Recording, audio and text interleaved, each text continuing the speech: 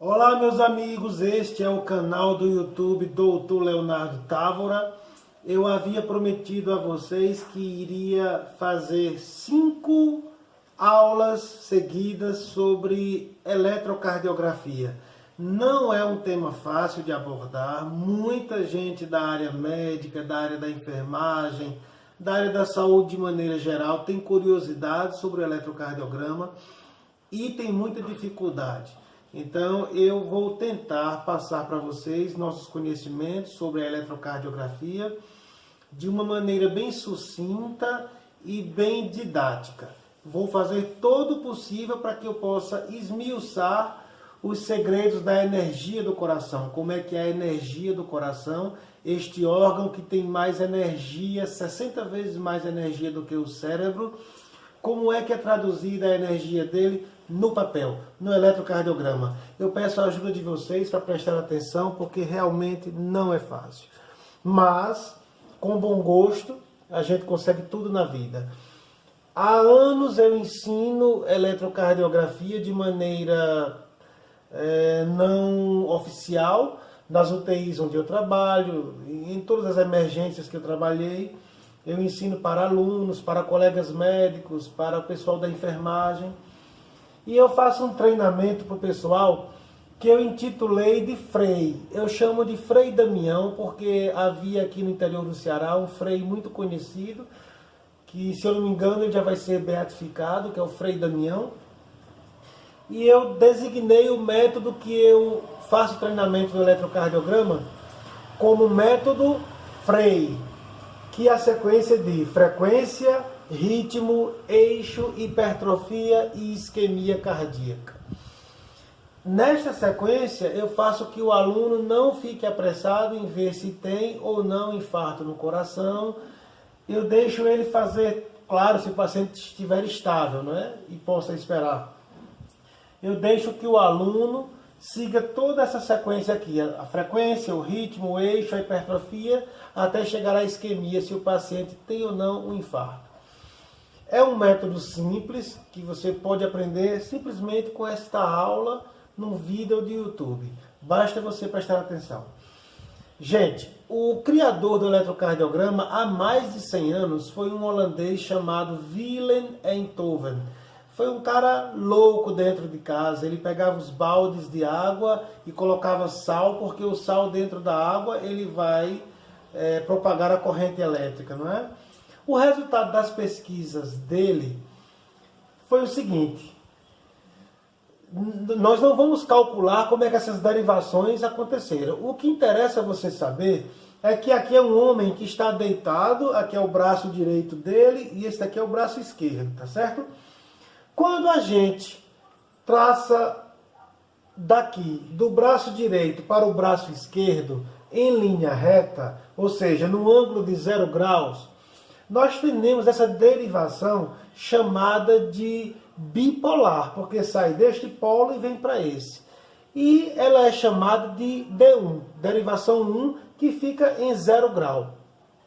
Quando a gente traça do braço direito para a perna esquerda, a gente vai ter a derivação 2, ela vai estar em torno de 60 graus. Também é bipolar, sai do braço direito para a perna esquerda. Quando a gente traça do braço esquerdo para a perna esquerda, a gente vai ter em torno de 120 graus. Ela também é bipolar, saindo daqui para cá. Então, com estas 3 derivações, nós formamos o triângulo de Einthoven. Gente, quando eu falo das derivações bipolares, eu estou falando do plano frontal. Quando a gente vai aprender anatomia na faculdade, a gente aprende que tem o plano sagital ou mediano, que divide o corpo em 2 metades assim, a direita e a esquerda.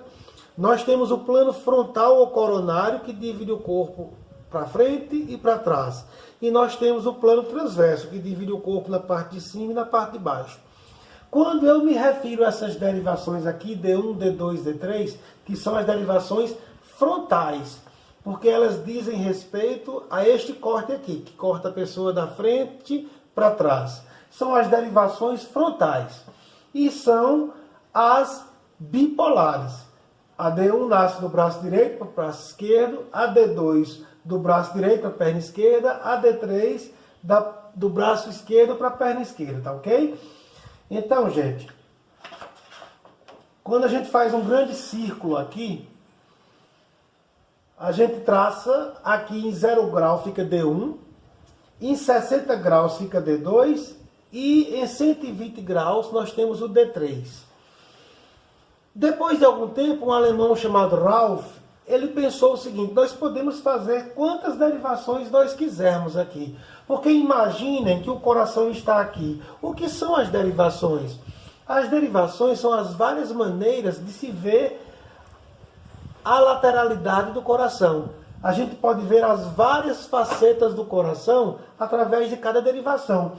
Então o Ralph, ele criou essa derivação saindo daqui do centro até aqui embaixo, uma linha reta que vai em direção ao pé. Pé no alemão é Fuß, que no inglês é Foot, então é AVF, fica em direção ao pé em 90 graus. Ele criou essa derivação aqui que fica em menos 150, né? Temos 0 aqui que é menos 150, que seria AVR, R no alemão que é Recht, do inglês right, ou seja, à direita, está em menos 150 graus. E aqui ele puxou para menos 30 graus, acima do D1, que seria AVL, L do alemão de links, do holandês também, e do inglês de left, que quer dizer esquerdo, menos 30 graus. Então, a gente pode puxar quantas derivações quisermos, lembrando que é no plano frontal, que divide o corpo em frente e trás. Nós temos as derivações aqui, as derivações frontais, que são 6, que são as bipolares, que é D1, D2 e D3. Vocês viram por que elas são bipolares? Porque nós trazemos de um polo a outro, não é isso? E aqui nós temos as derivações unipolares. Então, gente, as derivações do plano frontal são 6. São as bipolares, que o Wilhelm Einthoven criou, e temos mais as 3 unipolares que o alemão Ralph criou, que é a AVF em 90 graus, AVR em menos 150 e AVL em menos 30. Eu vou já mostrar para vocês no eletrocardiograma como é que ficam estas derivações, de uma maneira padronizada. Antes de chegar até elas, nós vimos que as derivações do plano frontal são D1, D2, D3, AVR, AVL e AVF. Mas nós temos aqui as derivações precordiais. No nosso quarto espaço intercostal aqui à direita, a gente coloca V1. No quarto espaço intercostal à esquerda, a gente coloca V2. Entre o quarto e o quinto espaço intercostal aqui à esquerda, a gente coloca V3. No quinto espaço intercostal à esquerda, V4. V5 e V6, mais lateralmente também no quinto espaço intercostal. Essas derivações precordiais, gente, elas dizem respeito ao plano transverso, tá certo? Não tem nada a ver com o plano frontal, que são as derivações frontais. Eu vou mostrar para vocês isso agora no eletrocardiograma de 12 derivações. Quais são as 12 derivações? As 6 frontais e as 6 precordiais. Fica aí, eu sei que o assunto é meio... não é que seja um assunto tão difícil, é porque sempre foi um tabu estudar eletrocardiograma. Eu vou facilitar a vida de vocês hoje. Muito bem, meus amigos. Lembrando que aqui é o plano frontal, este plano que divide o corpo para frente e para trás. Então aqui no plano frontal nós temos as derivações D1, D2 e D3, são as bipolares.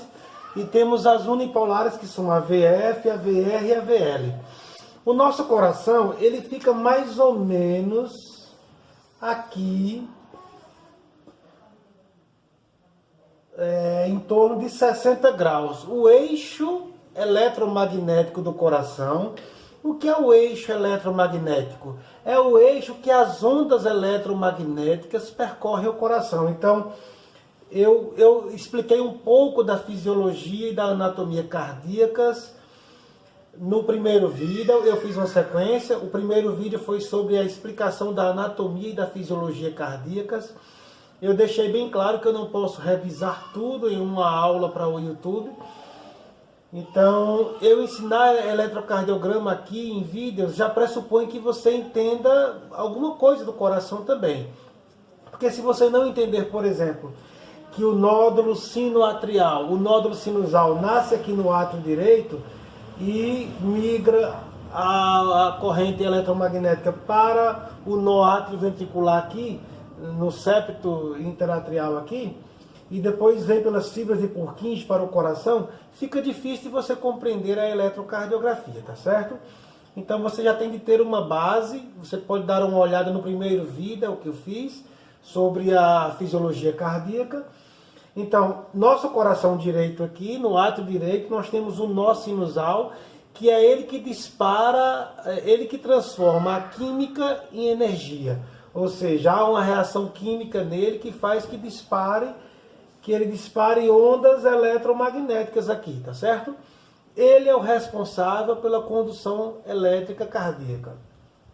Então, se a nossa corrente elétrica cardíaca nasce aqui no átrio direito, no nó sinusal, e vem para cá, para a ponta, não é isso? Então, esta aqui é a direção e o sentido, para cá, das nossas correntes elétricas cardíacas. Ou seja, isso quer dizer que o eixo cardíaco é o eixo por onde correm as ondas eletromagnéticas. O eixo cardíaco, normalmente, da pessoa está em 60 graus. Mas esse eixo cardíaco pode vir para 90 a 0 graus. Alguns autores aceitam em 120 aqui em D3 e menos 30 aqui em AVL. O coração poderia estar aqui ou aqui assim. Mas o mais comum é que se aceite que o coração esteja entre 90 e 0 grau. Esta é a terceira aula que eu vou dar, que seria a aula sobre eixo cardíaco. Esta é a aula de frequência. A próxima é sobre ritmo. Ritmo e frequência não são similares na eletrocardiografia. Frequência é uma coisa, ritmo é outra. E esta aula sobre como são as correntes eletromagnéticas no coração, isso fica na terceira aula, que é a aula de eixo cardíaco. Por agora, basta você saber que o coração ele pode estar aqui em 90 e em 0 graus. Então, em 60 graus é o principal lugar onde a gente acha o eixo cardíaco, tá certo? Que é o eixo da condução eletromagnética. O nó sinusal aqui no átrio direito, ele se despolariza, e isso vai gerar uma onda P, aqui no eletrocardiograma, que é a despolarização dos átrios, do átrio, né, direito e do átrio esquerdo. Primeiro do átrio direito, que tem o nó sinusal. A gente tem de saber, meus amigos, que aqui essa linha reta aqui, este segmento reto, é quando a gente chama de onda isoelétrica. Aqui não está havendo evento elétrico no coração. A primeira eventualidade elétrica do coração é a despolarização dos átrios, que forma a onda P. A gente diz que aqui é uma onda positiva, em D2, porque vocês viram o seguinte, gente, os receptores que a gente coloca aqui na pele da pessoa, nós dizemos que eles são de recepção positiva. Então, os eletrodos, eles são de recepção positiva. Se as ondas eletromagnéticas estão se aproximando de D2, estão indo ao encontro de D2, isso quer dizer que vai formar ondas positivas em D2. É por isso que no eletrocardiograma, geralmente, a gente faz o D2 longo. A gente pode fazer V1, V3 longo, D1 longo, mas a gente faz o D2 longo porque geralmente o eixo cardíaco está em 60 graus. E coincide com o D2. Você vai ter a onda P, a onda R e a onda T maiores. Então, quando a corrente elétrica se aproxima do eletrodo, esta corrente será positiva. Veja só, nós estamos com a corrente elétrica se aproximando em D2. As ondas em D2 serão positivas. E esta corrente elétrica, ela se distancia de AVR. Olha só. Então, em AVR será negativo. Vamos olhar isso aqui na prática. Em D2, vocês viram que a corrente elétrica, ela se aproxima de D2, que está em 60 graus. O nosso coração está quase sempre em cima de D2. Nosso coração está aqui no centro, apontando para a esquerda. Geralmente no eixo de 60 graus, apontando para a derivação D2.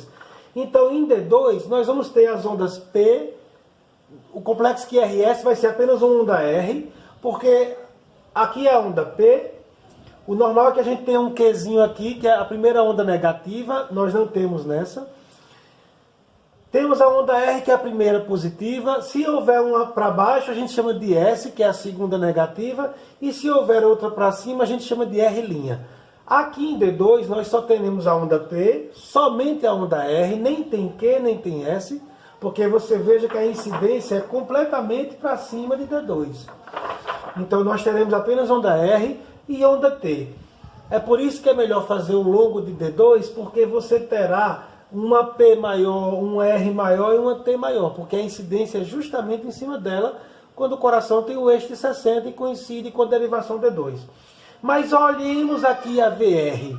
Se a gente viu que o eletrodo ele é receptor positivo, então quando o coração, a corrente eletromagnética, o eixo cardíaco se aproxima de D2, nós vamos ter todas as ondas positivas lá. Do contrário, em AVR, nós temos o distanciamento das ondas eletromagnéticas. O eixo cardíaco se distancia de AVR. Está na mesma direção, mas em sentido contrário. Então, nós teremos em AVR todas as ondas negativas. P, onda S, porque aqui vai ser S, né? E a onda T. A onda R é positiva, a S negativa. Então, na derivação AVR, nós teremos o complexo eletromagnético do coração, a corrente eletromagnética, o eixo cardíaco se distanciando de AVR. E as ondas serão negativas. Em D2 é positivo, o eletrodo é positivo. Em AVR nós teremos uma recepção negativa, porque está se distanciando de AVR a corrente eletromagnética. Veja só. Então o normal é que em AVR nós tenhamos as ondas negativas. Está aqui o coração do mesmo jeito, a gente vai para as derivações precordiais. Vamos olhar que o coração está aqui do mesmo jeito, gente. Olha, tá vendo? Então, se você olhar, em V1 e em V2, já que a corrente elétrica vai nascer aqui no ato direito, no nó sinusal, e vai partir para a ponta, então vai neste sentido. Isto quer dizer que em V1 e V2, nós temos ondas S, ondas negativas. Porque, olha, está aqui o complexo. P, QRS, não é isso? T. Geralmente nós vamos ter tudo negativo aqui em V1 e às vezes em V2. Porque o complexo eletromagnético aqui do coração, o eixo cardíaco, também está se distanciando de V1. E se você olhar a ponta do coração, está se aproximando de V5 e V6. A gente diz que no eletro normal, o paciente tem a migração de S para R. S é a onda negativa, que a gente vê V1, V2, V3 já aparece um Rzinho. Em V4, V5 e lá em V6 principalmente, nós teremos a onda R positiva. Olha só, que a ponta do coração está indo para V6, está indo de encontro a V6. E o receptor, ele é de positividade. Se está se aproximando da corrente elétrica do V6, é sinal de que nós teremos a onda R positiva em V6. Teremos onda positiva em V6, que é a onda R. Eu vou mostrar isso agora no eletrocardiograma de 12 derivações. Fica bem mais fácil de você entender. Vamos dar uma olhadinha. Meus amigos, eu peguei aqui o eletrocardiograma mais normal possível, mais fisiológico possível.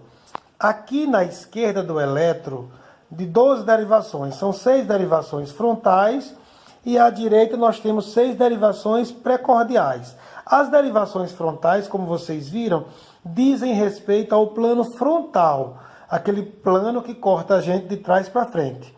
Então, é padronizado, seja aqui na Tailândia ou na Suíça, nós teremos D1 0 grau, D2 60, D3 120. AVR de rato, AVL de ladrão e AVF de farinha. E aqui nós temos as derivações V1, V2, V3, V4, V5 e V6. Gente, eu acabei de dizer a vocês que os eletrodos são de captação positiva. Quando uma derivação, como é aqui, olha só, D1 e AVF, tá vendo? As duas só tem onda R, só onda positiva, porque o eixo cardíaco quase coincide com eles. O eixo cardíaco vai de encontro a estas derivações, então as ondas todas serão positivas, olha só. P positiva em D2, R positiva em D2 e onda T. Tudo positivo. Se você olhar aqui agora, a VR, como eu falei, que está lá em menos 150, as ondas eletromagnéticas do coração vão fugir de AVR em direção à ponta. Então, tudo é negativo em AVR. Olha, a onda P, a onda S, porque é negativa, e a onda T. Tudo será negativo. Da mesma forma que a gente já migra aqui para as derivações precordiais. Em V1, como eu mostrei, V1 fica no quarto espaço intercostal, a gente tem P negativa, onda S e T negativa. É tudo negativo. Aí a gente vai olhando V2, ainda quase tudo negativo. Ó, a T já ficou positiva, mas a gente tem a onda P pouquinho positiva e a onda S grande ainda. Em V3 a gente já tem um pouquinho de onda R, ó, P positiva, um pouquinho de onda R e a S bem maior e a onda T positiva. Quando a gente chega em V4, já tem uma R maior, olha só, P, uma Rzinha, uma S ainda grande, com T positiva. Em V5 a gente já tem uma R maior do que S, tá vendo? O que fica para cima da linha isoelétrica é R, para baixo é S. E em V6, gente, a gente tem onda P positiva e somente onda R e onda T. Se você se lembrar do que eu falei lá, o coração ele migra do átrio direito, a corrente eletromagnética, para a ponta do coração. Sai da direita para a esquerda, então ele foge de V1 e vem de encontro a V6. Então em V6 ele capta positivo, em V1 ele capta negativo, porque está fugindo de V1.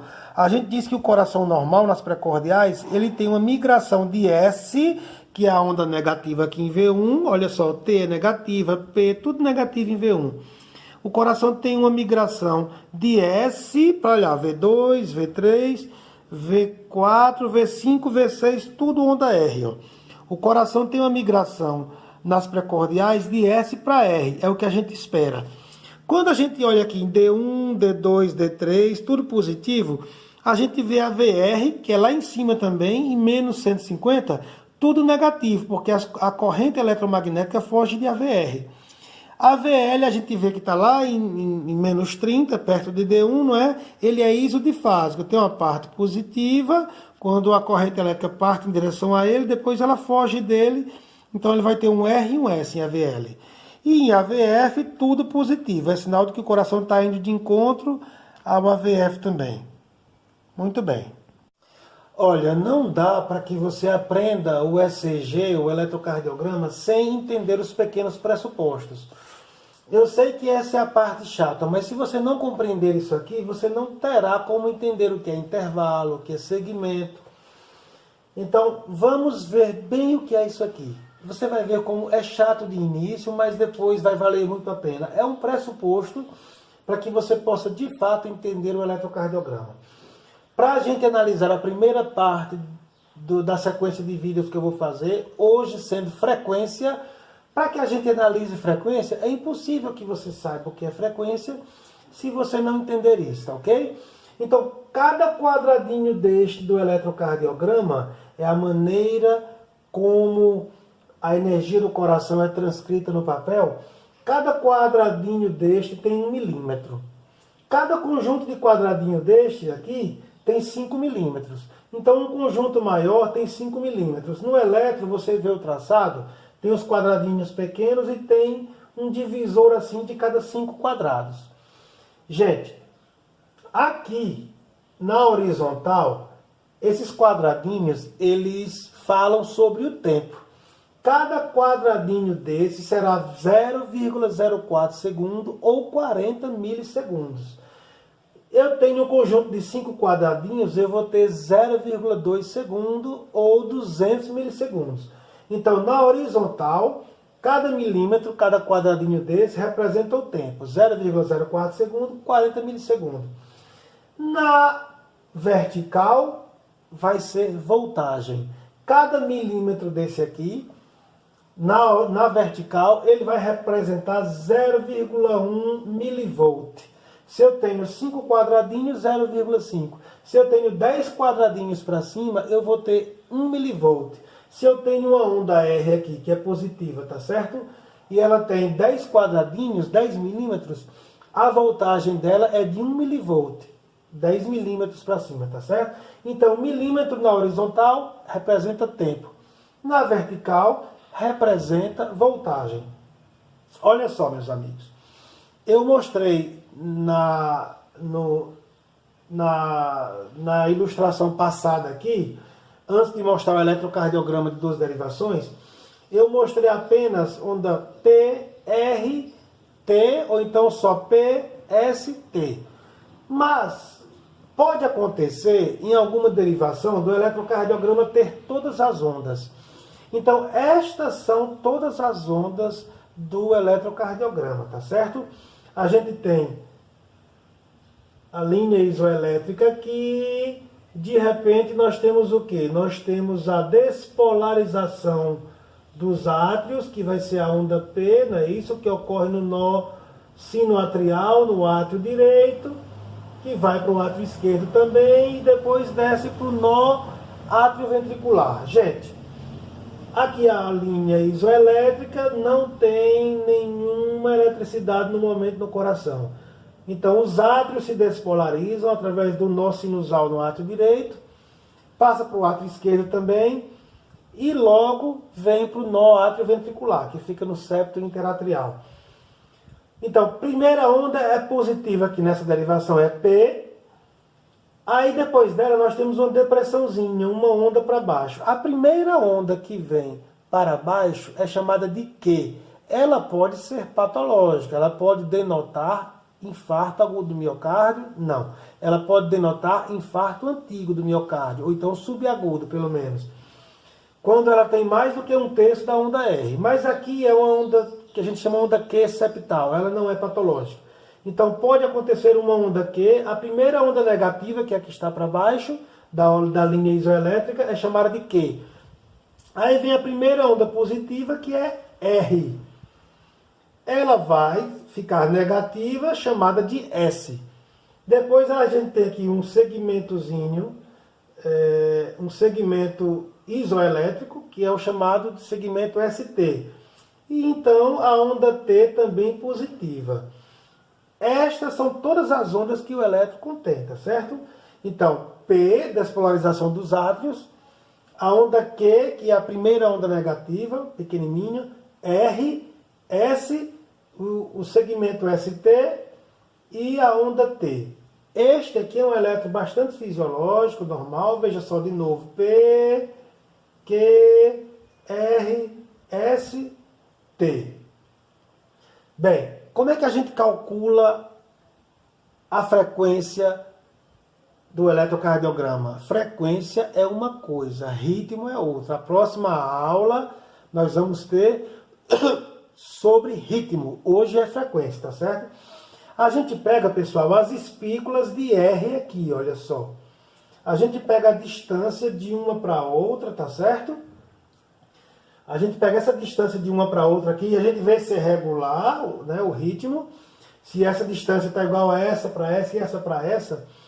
Então a gente vai pegar uma espícula de R que coincida com essa faixa maior que passa aqui, dividindo em 5 casinhas, em 5 milímetros. A gente pega uma espícula dessa que coincida com isso aqui para a gente calcular, tá certo? E eu vou mostrar para vocês agora como é que a gente faz. Olha só como eu estou falando aqui. Aqui a gente tem o D2 longo, tá certo? A gente pode fazer qualquer longo, V1, V6, D3, mas a gente faz o D2 longo porque geralmente o coração vai ter uma incidência no D2 de maneira positiva, já que combina o eixo cardíaco com o D2 que fica em 60. Então nós temos P positiva, olha só, R, né, que é a onda positiva, e T positiva.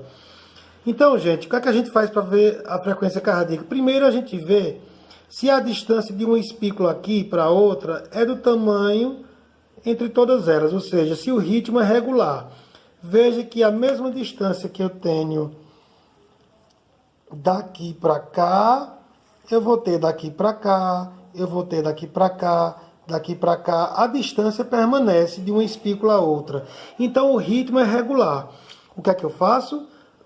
Me desculpem.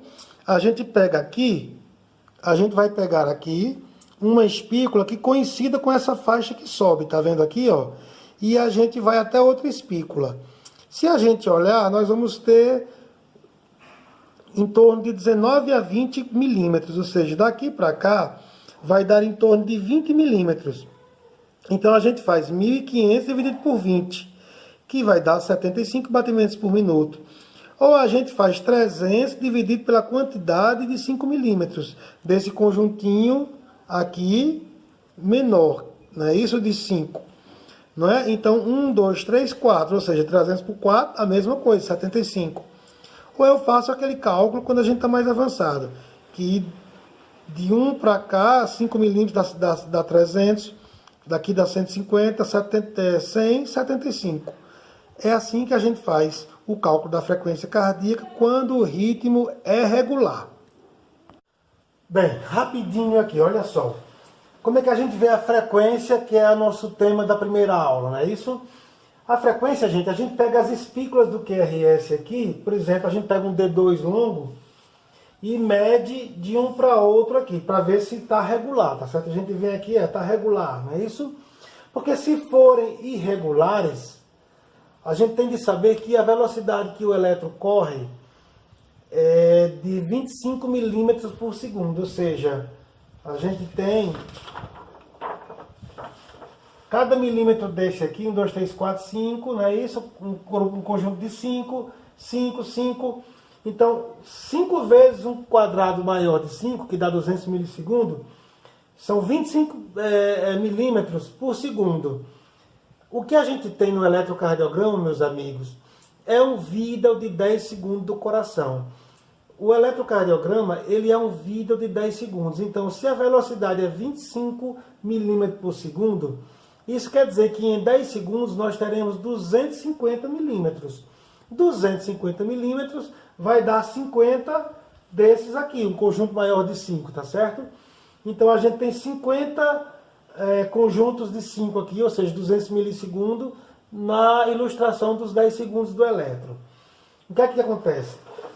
Se nós temos 25 milímetros por segundo, a velocidade com que as energias do elétron, do coração, são traduzidas no eletrocardiograma, então a gente tem 50 desse aqui nos 10 segundos.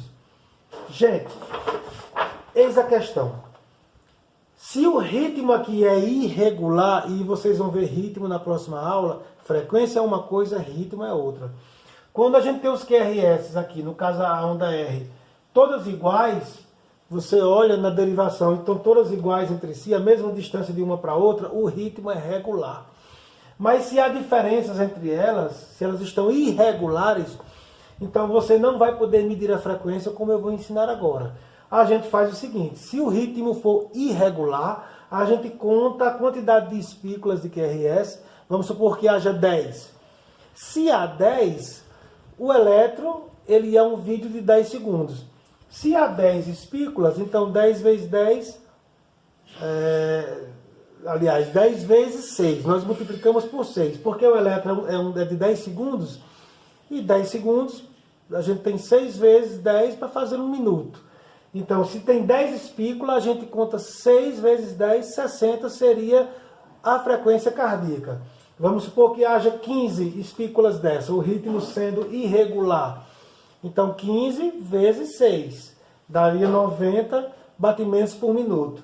Mas vamos ver que o ritmo é regular, como esse aqui, é um ritmo regular. Como é que a gente vê a frequência? Eu pus aqui uma derivação em que nós temos a onda P, tem uma Rzinha, uma Qzinha, que é a primeira onda negativa, né? P, Q, R, S, o segmento ST e a onda T. Então, de novo, P, Rzinho, que é a primeira negativa, Qzinho, que é a primeira negativa, R, primeira positiva, S, segunda negativa, não é isso? ST, T. Então, aqui está uma derivação na qual ocorreram todas as ondas. A onda P, a onda Q, a R, a S, o segmento ST e a onda T. De novo, ela se repete. Já nessa daqui, talvez seja a derivação D2, nós não temos a Qzinha aqui, não temos onda Q, a gente tem P e R. A gente não tem onda S, nem tem onda Q. Não tem negativa aqui. Talvez porque a incidência do coração esteja justamente sobre ela. Só tem onda positiva. P, R e T. P, R e T. Já aqui acontece, como eu falei na explicação passada, aqui talvez seja AVR, né? Que você vê que você vai ter o quê? Você vai ter a P positiva, mas você vai ter onda S. E vai ter T positiva. Mas aqui nós não temos onda R, só onda S, tá vendo? Então, a gente poderia ter também aqui a P negativa e a T negativa. No caso aqui é só a S, que é só a onda negativa que é a S, tá certo? Mas a gente mede uma espícula para outra, para ver se o ritmo é regular. Se for, o que é que a gente faz? Vamos lembrar aqui o que eu falei antes. Que cada milímetro aqui na horizontal, ele representa o tempo. 0,04 segundo ou 40 milissegundos. Um conjunto desse maior, de 5 milímetros, ele vai ter 200 milissegundos, ou 0,2 segundo. Então, gente, na horizontal, cada milímetro representa tempo. Representa 0,04 segundo, que é 40 milissegundos. Na vertical, cada milímetro vai representar a voltagem, 0,1 milivolt. Se nós temos 10 milímetros na vertical, a gente vai ter a voltagem de 1 milivolt. Como é que a gente faz para encontrar a frequência cardíaca? Olha, eu calculei, eu encontrei uma onda R aqui nessa espícula, por exemplo. E a outra onda R está aqui nessa. Tá certo? Desta para esta aqui, eu vou ter 1, 2, 3, 4, 5, 6, 7, 8, 9, 10 milímetros. Eu posso dividir 1.500 dividido pela quantidade de milímetros. Então, 1.500 dividido por 10 vai dar 150 a frequência cardíaca, se houver uma R aqui e outra aqui. Mas eu também posso dividir, meus amigos, 300 pela quantidade dessa de 5 milímetros, por cada conjuntinho de 5 milímetros. Então, seria 1, 2. Dá 300 dividido por 2, dá o mesmo 150. Quando você estiver um pouco mais avançado no eletrocardiograma, você já vai dispensar estes cálculos e você vai fazer o seguinte: se a distância de uma espícula para outra for apenas uma faixa dessa para outra, ou seja, 5 milímetros, vai ser uma frequência de 300 batimentos por minuto. Se forem duas, 150. Se forem três faixinhas dessa, ou seja, 15 milímetros, a frequência é de 100. Se forem 4, 75, 60, 50, 40, tá ok? É assim que a gente mede a frequência cardíaca. Quando eu vou fazer pelo 300 aqui, então, por exemplo, 300 dividido por... Vamos supor que uma espícula estivesse aqui e a outra estivesse aqui. Eu teria 12 milímetros, tá certo? Eu faria 300 dividido por 2, tá certo? Porque tem 1, 2, e aqui eu tenho 2 quadradinhos pequenos. Para cada quadradinho desse pequeno, eu coloco 0,2. Então seriam 2, 1, 2, ficaria 0,4. Seria 300 dividido por 2,4, tá certo? Para ser mais fidedigno. Gente, esta foi a primeira aula sobre frequência cardíaca. É uma aula extensa, as outras serão menores, exceto a que eu vou falar sobre isquemia cardíaca, que também é uma coisa grande. Mas a próxima aula é sobre ritmo e não vai ser tão grande quanto esta. Aqui eu tive de apresentar para vocês o que é a eletrocardiografia, como é que se procede ao exame, e isto dificultou sobremaneira. É uma aula grande, mas fica aí gravado para sempre, para que você possa revisá-la. Obrigado pela paciência. Eu sou o Leonardo Távora, médico intensivista e médico do esporte, apaixonado pela cardiologia. Valeu, meus amigos.